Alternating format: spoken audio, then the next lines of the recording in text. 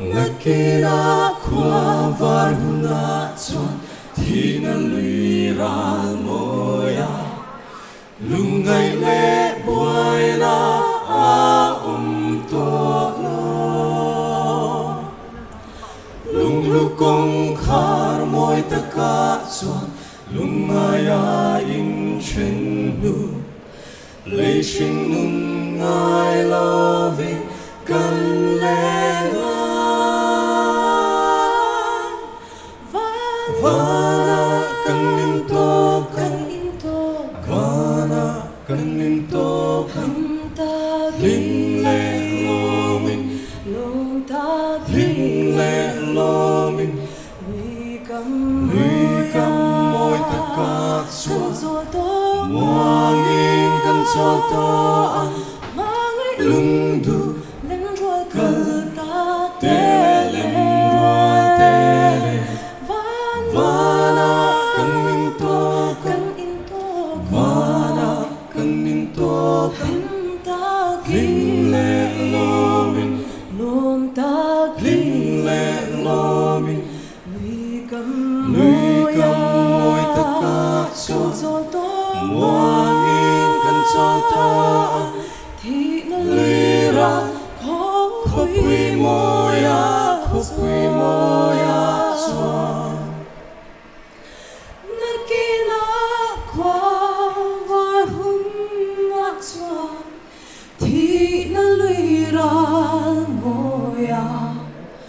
lalukhum lu chu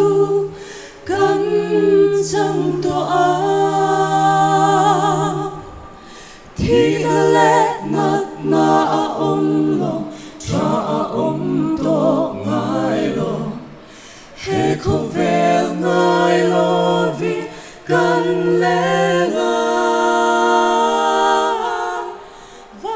vana kan in to vana kan nin to ling le lomin